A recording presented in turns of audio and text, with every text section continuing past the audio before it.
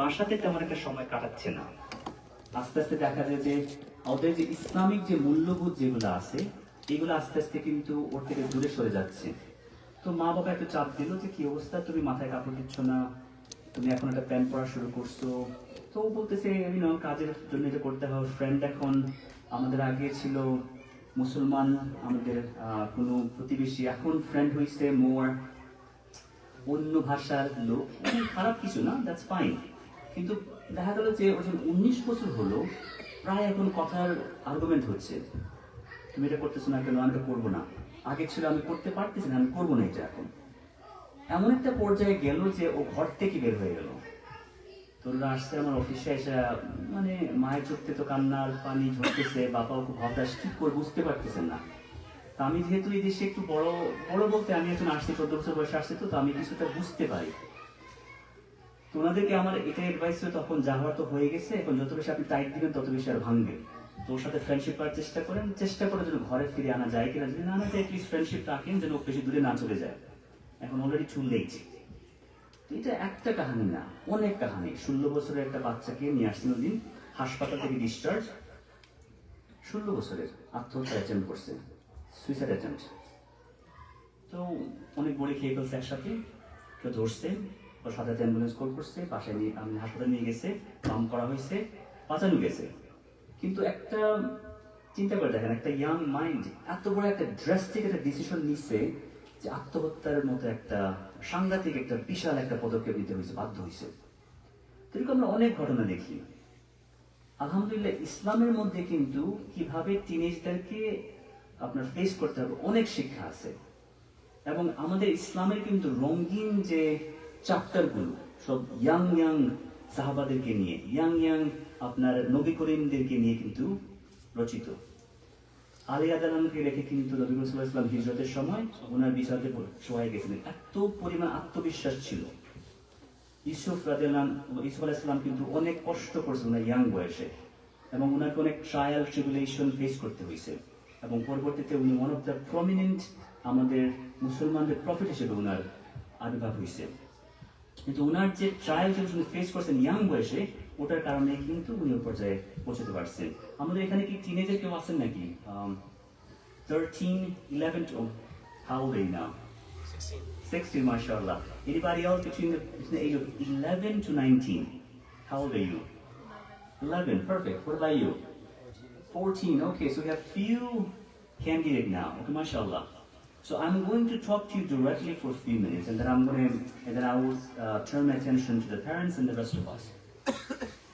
So, you know how like you guys always feel that parents do not understand you? That's another complaint, right?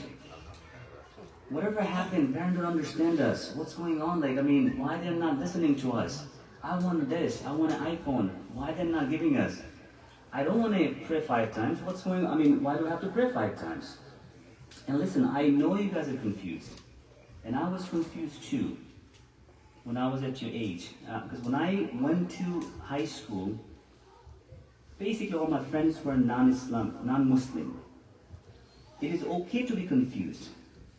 And it's very common, but you need to understand where your parents are coming from. They come from a background, it's all Muslim background, right?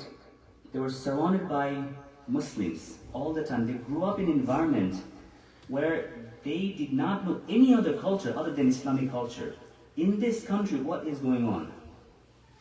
As soon as you step out, you are facing with harsh reality of this country. You go to school, a lot of the time it's a mixed environment, right? Girl and boys in the same classroom. We are not used to this. So you have to understand, I know you get emotionally very troubled sometimes. And that's what we're afraid of. We're afraid that you are going to go into a path that you will never come back. And that's what pushes us to make some harsh rule. We sometimes go too hard on you. We sometimes say, okay, don't do this, don't do that. And that's because of our love for you. We want to make sure that with the harshness that we're putting you on, that's going to bring you to the right path. Understood? Now, anytime you face with any difficult time, who do you come back? Who do you talk to? who do you should talk to? Do you talk to your friend? Absolutely, go for that. I know. I mean, you gotta talk to your friend. But other than that, who should you talk to? People like parents. Very slowly, I heard that answer very quietly. But why should you talk to your parents? You need to improve the communication. The reason they're being so upset at you, the reason that they are keep on complaining about your behavior, because they're not understanding you. So sometimes if you come and say, Dad, this is what's going on with me. And this is how I think we should solve this. I had a similar conversation with my son yesterday. I was frustrated about a situation. So I asked him, okay, this is what I'm frustrated.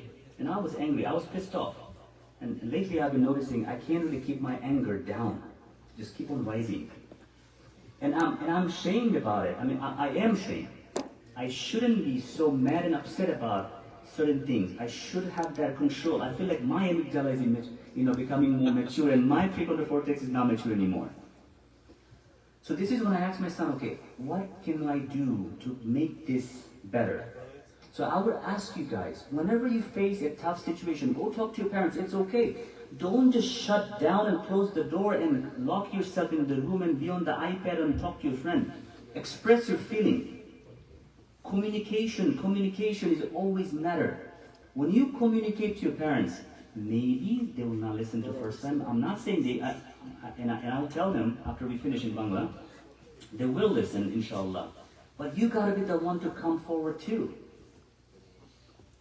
When they ask you, how is the school? Good, alhamdulillah. Well, tell them a little more. They want to know more about you. You come home, you go to your room, you close the door, you are on an iPad and iPhone, you talk to your friends. When you talk to your friends, how do you talk? So much happier, right? As if you could not be in a better place. But when you talk to your parents, how do you talk? What happened to the frowny face? Why is the face always like this? Well, turn the face over to smiley. Trust me, when you turn the face over to smiley, automatically your vision, your view about a situation changes. Remember that. When you come home from home, if you have homework, it's okay, go ahead and do the homework, but make sure you come home, give your parents the salam, give them the hug. Trust me, we want you to hug us. We are a hugger. I will hug you, you go and hug your parents. It takes, 10 seconds to hug them, right? But that will fill their heart like you would never imagine. And when you do that, and we all know that there's a direct connection with the parents and Allah, right? Especially with their moms. When you hug them, when you say, Mom, how are you today? What did you do today? That just elevates, that just makes us so much happier that automatically our minds praise about you, make dua for you, and then Allah will make your day much better. You piss us off, trust me, you may not get something in this, maybe in a couple of days, but you will get the punishment, even as much as we don't want to. Because you hurt us, you will get that punishment. It's going to come to you. Maybe not today, maybe tomorrow, maybe when you have your own kids. Understood so far? So communication, improve the communication, participate in your family life. Your mom is cooking, making the dinner for you, go and help her. How long it takes? 10 minutes. Yesterday, you might be helped, right? Well, I am going to call out on my son very frequently because I make him do stuff without, sometimes I just pull him into the. When everybody's preparing the dinner table, ask your kid, or you just come out and go and help them. Simple thing, but just by doing it, you show that you care. You show that, Mom and Dad, I'm here. I want to help you. I understand what you're doing for me.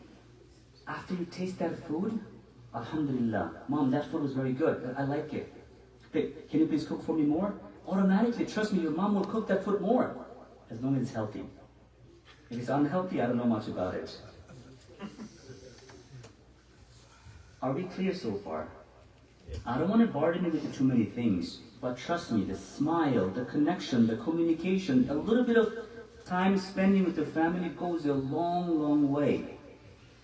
And remember always, try to put yourself in our shoe. Where is that fear coming from? I don't want to bring him on again, but when I held him for the first time, wallahi, I have never felt such joy in my life. When I held my boy for the first time, It was just like, I mean, we all parents felt that, right? So the kids that we love so much, how can we hate them so much? So we don't hate you, we love you. If there's a bullet coming for you, trust me, we'll be in front of you to protect you. So as parents, when we give so much for you, so how we become so harsh? Because we don't want to. We want to make sure that you don't destroy your life, because we've been through that. We are walking the same jungle. We already walked the jungle that you are walking now. Understood so far? Question? So remember the few things. Communication. Be more active with your parents. Improve your interpersonal connection and understand where your parents are coming from. You make a mistake, what do you say? You try to hide it, or you should say sorry? Which one is a better option? Sorry. Of course, sorry. Why? You know, interestingly, this is where the American culture, I feel like, has a lot more than Bengali culture. In Bengali culture, we don't really have many words for sorry. Dukhito is a really hard word. But in English, and this is why you learn that you always can say sorry. It's okay to say sorry to your parents, because trust me, when you do, we love you even more. One last thing before I move to, actually two last things before I move to in the Bangla version. With Shaitan will get to you. We all know that, right? And that's the danger for every single one. That's the danger for you, that's the danger for me too. I know how the Shaitan will get to me. Through my pride, through the money, through some other things. Shaitan will get to you also. And what's the way Shaitan get to you? Could be a girl, could be a bad friend, could be not listening to the parents, could be some substance abuse, could be the smoking, could be the marijuana, could be some of those holidays that we celebrate. So always understand that how the Shaitan will come and get you. If you can understand it, trust me, you are way ahead of Shaitan. You know exactly how Shaitan will come, and then you can protect yourself. Eat healthy, protect your mental health. If you are depressed, make sure you talk to your parents, make sure you talk to your teacher. You can come and talk to me also. Right now I'm going to turn my attention to the parents. I don't have many minutes left. তো আমি বাচ্চাদেরকে যত না বলবো, আমি আসলে আপনাদের উদ্দেশ্যে কিছু কথা বলার। দেখেন, বাচ্চারা কিন্তু বাচ্চা, ওদেরকে পথ দেখাতে হবে কাদের? আমাদেরই। যদি আমরাই ওদেরকে পথ না দেখাতে পারি, তাহলে কিন্তু ওরা শিখবে না।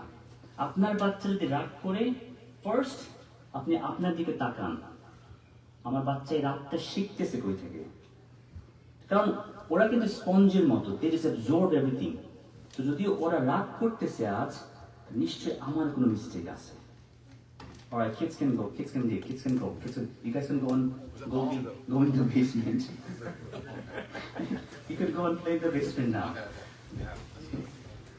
So আমি কি বুঝাইতে পারছি? So যদি কখনো বাচ্চারা রাগ করে, তাহলে আপনি আপনাদের দিকে তাকাবেন। আপনার বাচ্চা রাগ করতেছে, একটা আঙ্গুল দিয়ে ওকে পয়েন্ট করার আগে 3টে আঙ্গুল ফলো করবেন, আপনার দিকে কিন্তু রিভার্স করতেছে যে কেন রাগ করছে, ও শিখলো কোথা থেকে? নিশ্চয়ই আমার কাছ থেকে শিখছে। So you have to look back. ওরা হেলথি খাবার খাচ্ছে না, এটা ওরা শিখলো কই থেকে? আপনি কি আনহেলথি খাবার আনতেছেন? আপনি কি খাচ্ছেন হেলথি খাবার? ওরা বাসায় ওরা রুমে গিয়ে বসে থাকতেছে, তার মানে কেন ওরা শিখলো কই থেকে? ওইটা ফ্রেন্ডসের কাছ থেকে, পসিবলি আপনার কাছ থেকে নাকি? উইকেন্ডে আপনি কোথায় যান? কত সময় কাটাইছেন বাচ্চাদের সাথে? আপনি কাজে, বুঝতে পারলাম ফ্যামিলির জন্য কাজ করতেছেন, আলহামদুলিল্লাহ ভালো কথা, কিন্তু বাচ্চার জন্য আপনি কতটুকু সময় স্পেন্ড করতেছেন? এত হাজার ডলারে কি করবো আমরা? যদি আমার বাচ্চা যদি আমার জন্য না থাকে, তাহলে মারা যাবো, যদি আমার জানাজায় না থাকে, ঠিক কিনা না? সো সময় বার করেন, এই সময়টা আপনাকেই বার করতে হবে। আমিও কিছু করতে পারবো না, আপনার বাচ্চাও কিছু করতে পারবে না। তো যখনই দেখবেন আপনার বাচ্চা কোনো মিস্টেক করতেছে, always ask yourself, am I responsible for it? Maybe you are. Maybe it's an easy fix. দেখুন, আমাদের এগেন, এটা আমি নিজেও কিন্তু আমি নিজেও বাবা, এই জন্য আমার কাছে চলে আসে, তুমি এটা করো, ওইটা করো, এটা করো না, এটা করো না, না শুনতে এরা এত বেশি হয়, পুরো নেগেটিভ হয়ে যায়। কখন আমরা বলছি আলহামদুলিল্লাহ, ভেরি গুড জব, খুব ভালো করছো আজকে, এদিকে আসলে একটা হাত আমাকে ভালো করছো, সুন্দর জব, বাবা I am so proud of you. কয়বার বলছেন? আমি জানি, আমি যখন বড় হচ্ছিলাম আমাদের কালচারে ছিল কি, ভালো করাটা যাবে না, ভালো বলে ছেলে খারাপ হয়ে যাবে। আস্তে আস্তে করে আমরা বলতাম যে মানে সবার অন্যদিকে বলতাম আমার ছেলে ভালো, কিন্তু সামনে আসলে ওদিকে যাও, 99 পয়েন্ট পাইছে, 1 পয়েন্ট গেল কই, ঠিক কিনা না? আমাদের ওইরকম একটা মেন্টালিটি হয়ে গেছে। এই মেন্টালিটি এই দেশে কাজ করবে না। এই দেশটা কিন্তু ভেরি ডিফারেন্ট, আপনাদেরকে অ্যাডাপ্ট করতে হবে, না করলে আপনারা আপনার বাচ্চাকে হারাবেন। এখানের মধ্যে ফিজিক্যাল অ্যাবিউজ চলবে না। কত যে প্যারেন্টস যে আপনি যে ট্রাভেলে পড়ছে, কত যে প্যারেন্টস যে সিপিএস চাইল্ড প্রোটেক্টিভ সার্ভিস নিয়ে গেছে, কত যে আমাদের এখানে আমাদের আবুল হোসেন মার্বে আছেন, উনি বলতে পারবে কত যে ফ্যামিলি গিয়ে ওনার কাছে কান্নাকাটি করে আমার ছেলেকে নিয়ে গেছে স্কুলের টিচারকে বলতে গিয়ে। এখন আমি জানি আপনি মারলেন ঠিকই, পরে বলেন তুমি স্কুলে বলো না, তার মানে কি করলাম, মারলাম একটা, পরে মিথ্যা শিখেলাম, ঠিক কিনা না? তো এটা যদি আমরা নিজেরাই করি, তো পরবর্তী ছেলে যখন মিথ্যা বলবে, তো দোষটা কার? আপনার রাগ হচ্ছে, আপনি হাতে কামড় দেন। হ্যাঁ, ছেলে কথা শুনতেছে না, ঠিক আছে, আপনি ছেলে অন্যভাবে প্ল্যান করেন। রাগ কি আমাদের ইসলামের মুসলমানদের পরিচয় নাকি মুনাফিকদের পরিচয়? তো এটা আমরা জানি। আমার নিজেকে রাগ আছে, আসলে এই কথাগুলো আমার নিজের জন্য এই কথাগুলো আমি আমার নিজেকে বলতেছি যে না, আমি আমার জিনিসটা আমি ফিক্স করতে পারি। সো ওদের সাথে ওদের কথা শুনবেন। আজকে আমি একজনকে জিজ্ঞেস করছি, 16 বছর একটা বাচ্চাকে, আছে, দেখো আমার একটা লেকচার আছে, তো আমি কথা বলবো প্যারেন্টসদের ব্যাপারে, আমি কথা বলবো তোমাদের ব্যাপারে। তো আমি যখন প্যারেন্টসের কথা বলবো, তোমার কি বলার আছে প্যারেন্টস থেকে, আমরা দুইটা জিনিস বলো। সো একটা জিনিস বলা হয়, তো বলছে ওনারা আমাদেরকে বুঝে না, ওনারা আমাদেরকে আন্ডারস্ট্যান্ড করতে পারে না, করতে চায় না, পারে না। ওনারা চলতেছে ওনাদের রাস্তায়, আমি চলতেছি আমার রাস্তায়। এর মানেটা কি? হ্যাঁ, ওরা কেন মনে করে যে আমি তাকে বুঝতে পারি না? আমার বাচ্চা, আমার এই আদরের বাচ্চা আজকে বড় হলো, এখন এই 16 বছর বয়সে দেখেন কচি একটা মাইন্ড, ও বলতেছে আমার সবচেয়ে যে ফেভারিট যে পার্সনকে ও সবচেয়ে বেশি ভালোবাসার কথা, ওরা ওকে বুঝতে পারতেছে না। সো ওর দিকে নেক্সট থিং, ও কার কাছে যাবে? ও যাবে ওই অ্যান্থনির কাছে, ও যাবে মার্কের কাছে, ও যাবে ওই ফ্রেন্ডের কাছে যে ফ্রেন্ড ওর কাছে সিগারেট বা ম্যারিজুয়ানা অথবা ড্রাগ বিক্রি করে দেখাবে, আরে তুমি তোমার সবচেয়ে বেস্ট পার্সন, তোমাকে আমি সবচেয়ে বেশি ভালো লাইক করি, ঠিক কিনা না? ও যাবে এই ছেলে হলে একটা মেয়ের কাছে যাবে, মেয়ে হলে একটা ছেলের কাছে যাবে, কারণ ওদের কাছে গেলে ও ভালো ফিল করে। কিন্তু বাবা মার কাছে আসলে না না না, তুমি এই ভুল করছো, ওই ভুল করছো, এইটা করছো, ওইটা করছো, এইটা শুনতে পাগলের মতো করছে। আচ্ছা, আপনার কি, আপনি বলেন, আপনি যদি আপনার সঙ্গে এটা কথা বলেন সবসময়, আপনি ওর কাছে যাবেন? এই জন্য হয়তো আপনাদের সময় আমার কাছে আসে না, ডাক্তারের কাছে আসেন না, আসলে খালি ভুল করা শুরু করি, তাই না? That's a different thing, but চিন্তা করে দেখেন, ঠিক কিনা না? তো আমাদের উচিত, আমরা যখনই ওদের সাথে কথা বলবো, ভালো বলার সাথে সাথে আমরা খারাপ কিন্তু ভালো কিছু জিনিস নিয়ে আসবো। আমাদের লুকমান আলাইহিস সালাম কিভাবে ওনার ছেলেকে কি বলছিলেন? ইয়া বুনাইয়া, রাইট? এখন আমি আলেম না, ওদিকে যাবো না, কিন্তু উনি কিন্তু পড়তে পারতো। আজ ইয়া ওয়ালিদ না কিনা, না এমনিতে ইয়া বলছিলেন, কিন্তু আরেকটা আছে যে আপনি ও আমার ছেলে, কিন্তু উনি তো এটা বলে না, বলছে ইয়া বুনাই, ও আমার প্রাণপ্রিয় ছেলে, ও আমার মহব্বতের ছেলে। সুন্দর করে আদর করে অ্যাড্রেস করছেন। সিম্পল একটা ওয়ার্ড, কিন্তু বলতে পারতেন ও আমার ছেলে, এটা শুনো, এটা করো না, বলছে কি বলছেন? ইয়া বুনাইয়া। ওয়ার্ড বুনাইয়া কিন্তু বিশাল একটা জিনিস, আমাদের অনেক শিক্ষা আছে, শিখতে হবে, বুঝতে হবে জিনিসটা। সো টাফনেস ভালো, যত বেশি টাফ হবেন আপনার বাচ্চাকে তত বেশি আপনার কাছ থেকে দূরে সরে যাওয়ার সম্ভাবনা আছে। খেয়াল রাখবেন জিনিসটা। পানিশমেন্টটা ফিয়ার বেসড হওয়া চাই না, পানিশমেন্টটা হওয়া চাই লাভ বেসড। এক্সাম্পল বলি, তুমি নামাজ পড়ো নাই, তোমাকে আমি পানিশমেন্ট দেবো, ওইটা না বলে তুমি নামাজ পড়ো নাই, হয়তোবা আমরা তোমার কাছ থেকে একটু কম আদর করলাম, একটু কম ওদিকে তাকালাম, এরকম একটা জিনিস মধ্যে নিয়ে আইসেন। আপনাকে রোল মডেল হওয়া লাগবে। আমি লাস্ট একটা পয়েন্ট আপনার সামনে বলে শেষ করতে চাই। মেন্টাল হেলথের জিনিসটা আমরা অনেকেই কিন্তু ফোকাস করি। ওই যে বলছিলেন আত্মহত্যা করছে একটা ছেলে, মনে অ্যাটেম্প করছিল, প্রচুর ঘটনা ঘটে কিন্তু সুইসাইড অ্যাটেম্প। আরেকটা ব্যাপার, স্কিজোফ্রেনিয়া নামের কারো কি আইডিয়া আছে নাকি? স্কিজোফ্রেনিয়া দেশে আপনারা শুনতেন নাকি যে জিনে ধরছে ইয়াং মেয়েদেরকে। স্কিজোফ্রেনিয়া কিন্তু ছেলেদেরও হয়, জিনে ধরার ব্যাপারটা, এটা আমরা মেডিকেল টার্মে স্কিজোফ্রেনিয়া বলি। স্কিজোফ্রেনিয়া জিনিসটা হচ্ছে এরকম, ও দেখবে এক ধরনের জিনিস হয়তোবা এখানে নাই, কানে শুনবে কেউ কারোর সাথে কথা বলতেছে, একটা ডিলিউশনাল হয়ে যায়, প্যারানয়েড হয়ে যায়, কেউ ওকে ফলো করতেছে, মারবে এরকম একটা ব্যাপার হয়ে যায়। এটা কিন্তু রিয়েল একটা ডিজিজ। তো এই জিনিসটা ট্রিগার হয় খুব যদি চাপে থাকে ওরা। আমাদের বাচ্চারা যে পরিমাণ চাপ ফেস করতেছে, ওয়াল্লাহি আমি যে আপনাকে বলে বলে আপনি বুঝতে পারবেন না। সোশ্যাল মিডিয়া কি দেখতেছে ওরা? বিশাল একটা ওয়ার্ল্ড, পারফেক্ট ফিগার, পারফেক্ট চুল, perfect nose, perfect face, perfect life, which is completely ভুয়া জিনিস, আমরা তো জানি না, তাই না?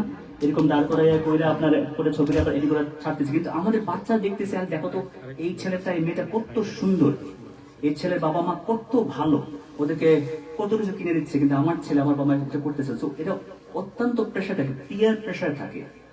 অনেক স্কুলে বুলিং হয়। লাস্ট মান্থে আমার কাছে একটা মেয়ে, we have to send her to the hospital. ও এত ডিটাচ হইছে ফ্যামিলি থেকে, I thought something going to happen. ওরা 7 দিন রাখছিল হাসপাতালে, পরে ছাড়ছে। সিমিলার থিং, ও স্কুলে বুলিং এর শিকার হচ্ছিল, কিন্তু প্যারেন্টসরা জানেই না। 2টা বছর ওকে কিছু মেয়েরা ওকে এত বেশি বুলিং করছে, মানসিকভাবে এখন বিধ্বস্ত হয়ে গেছে। আরো নয় শি ক্যান কাম ব্যাক। তো আপনারা আপনাদের বাচ্চাদের মানসিক নিরাপত্তা খেয়াল রাখবেন। এটা কিন্তু ইজি মনে হয় যে মানসিক কি ব্যাপার, আমরা সবই স্ট্রং থাকবো, না ওরকম হয় না। এই দেশিরা ওরা ভেরি কনফিউজ থাকে, ওদের কোমল মাইন্ড থাকে, খুব সহজে ভেঙে যায়। আপনারা সবাই দোয়া করবেন, বাচ্চাদের জন্য দোয়া করবেন, আমার জন্য দোয়া করবেন। আমরা আসলেই কিন্তু একটা টাফ সময় কাটাচ্ছি। গত 20 বছর 25 বছর ধরে খুবই টাফ সময়। ইসলাম এখন ব্যাকফুটে বলা যায় অনেক ক্ষেত্রে। একের পর এক অ্যাটাক আমাদের ইসলামের উপর আসতেছে। আমরা চাই আমাদের বাচ্চাগুলো ইসলামিক মাইন্ডে বড় হোক, যাতে ওরা ট্যাকল দিতে পারে এই আমেরিকা থেকে বসে এই ইসলামের উপর আঘাতগুলো। কিন্তু ওদেরকে তৈরি করতে হবে ওইভাবে। যদি আপনি বেশি কড়া হন, যদি আপনি রোল মডেল না হন, তাহলে আপনি কিন্তু আপনার এই বাচ্চাটাকে হারায় ফেলবেন। আসুন আমরা সবাই দোয়া করি, আল্লাহ আমাদের এই কষ্টকে, আমাদের এই স্যাক্রিফাইসকে যেন আল্লাহ কবুল করেন। আমাদের বাচ্চাদেরকে যেন আমাদের চোখের, আমার অন্তরের নরম করার মতো একটা উপাদান বানিয়ে দিন। আল্লাহ আমাদের সবাইকে সুস্থ থাকার চেষ্টা রাখুন এবং ভালো থাকুন। আসসালামু আলাইকুম।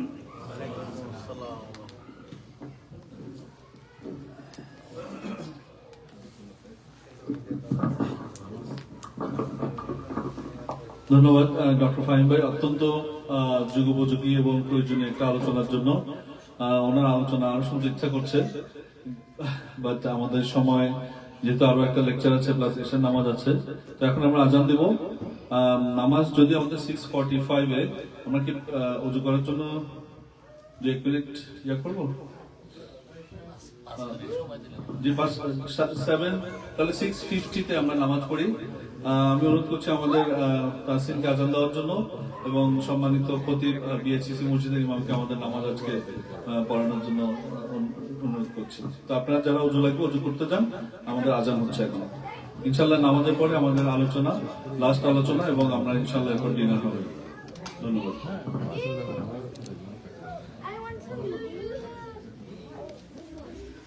Allahu Akbar, Allahu Akbar, Allahu Akbar, Allahu Akbar.